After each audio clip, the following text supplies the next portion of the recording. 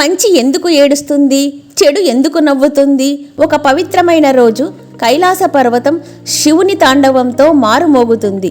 శివుడు పరవశంగా ఆనంద తాండవం చేస్తుండగా ఆయన పక్కన కూర్చున్న పార్వతీదేవి ఆ దృశ్యాన్ని ఆస్వాదిస్తూ మృదువుగా ఇలా అడిగింది, ఓ ప్రభు, ఓ జగన్నాథ, నా మనసులో చాలా కాలంగా ఓ సందేహం ఉంది. మనిషి చేసే ప్రతి పనికి ఫలితం ఉంటుందనేది సత్యమే కదా?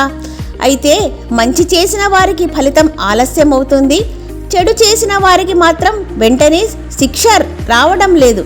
ఎందుకు ఈ తేడా? శివుడు చిరునవ్వుతో పార్వతిని చూశాడు.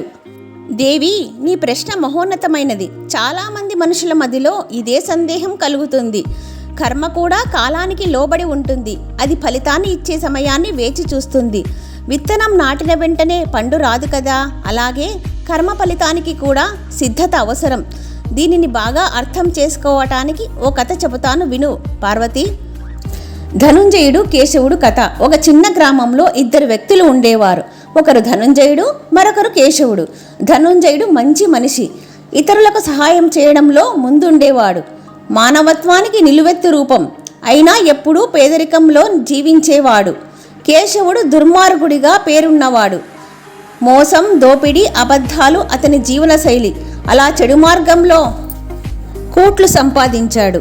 విలాసవంతమైన జీవితం గడిపేవాడు. గ్రామస్తులు ఈ విరుద్ధ జీవన విధానాలను చూసి ఆశ్చర్యపోయేవారు.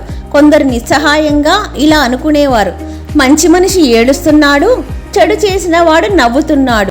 ధనుంజయుడు మాత్రం ఓ మాటను నమ్ముకునేవాడు, కాలం ఒకరోజు నన్ను న్యాయస్థానానికి తీసుకెళ్తుంది. అక్కడ దేవుడే న్యాయమూర్తి. ఆయన తీర్పు ఆలస్యం కావచ్చు, కానీ అన్యాయం మాత్రం జరగదు. దానికి నిదర్శనం ఓ సంఘటన, ధనానికి పరీక్ష. ఒకరోజు ఒక చిన్న బాలుడు తీవ్రమైన జ్వరంతో బాధపడుతూ ప్రాణాపాయంతో ఉన్నాడు.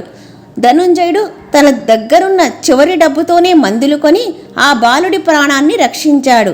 అతడు తన అవసరాల కన్నా ఆ చిన్నారి ప్రాణమే ముఖ్యమనుకున్నాడు. అది చూసిన కేశవుడు ధనుంజయుడితో తిడుతూ, ఇంతకు మించి పిచ్చి ఏముంటుంది?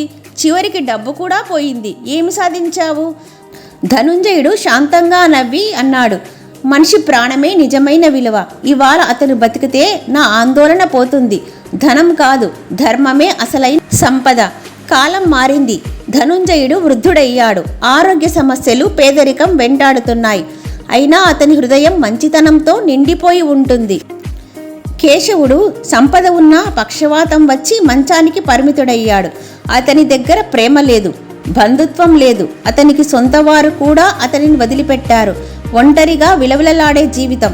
కథ ముగింపుకు వచ్చేసింది. కర్మ తీర్పు. ఒకరోజు సాయంత్రం ధనుంజయుడి ఇంటి వద్ద ఖరీదైన కారు ఆగుతుంది. దానిలోంచి దిగిన యువకుడు అప్పట్లో ధనుంజయునిచే రక్షించబడిన చిన్న బాలుడు. అతను ఇప్పుడు ఒక ప్రసిద్ధ డాక్టర్ అయ్యాడు. ధనుంజయుడి కాళ్ళ మీద పడి ఇలా అన్నాడు, మీరే నన్ను బతికించారు. మీరు లేకపోతే నేను ఈ లోకంలో ఉండేవాడిని కాదు. ఇప్పుడు మీ జీవితాన్ని ఆనందంగా మారుస్తాను. అది నా బాధ్యత. ఈ మాటలు విని ధనుంజయుడు కన్నీళ్లు పెట్టి భగవంతుణ్ణి చూస్తూ ఇలా అన్నాడు, ఓ దేవా, నీ తీర్పు ఆలస్యమైంది, కానీ ఎంత అద్భుతంగా వచ్చింది అని శివుడు పార్వతితో ఇలా అన్నాడు, ధర్మానికి ఆలస్యం ఉన్నా అది అర్థం లేని దారి కాదు. కర్మ తీర్పు మంచైనా చెడైనా ఎదురు చూస్తుంది, కానీ దానిలో అన్యాయం ఉండదు. మంచి ఎప్పుడూ లాభపడుతుంది, చెడు ఎప్పుడూ తన మూల్యాన్ని చెల్లింపక తప్పదు అని కర్మ రహస్యాన్ని శివుడు పార్వతితో ఇలా వివరించాడు. అదంతా విని ఆనందంతో పార్వతీదేవి, ధన్యోస్మి మహాదేవా, మీ మాటలు నా మనస్సును ఎంతో ప్రశాంతంగా మార్చేశాయి.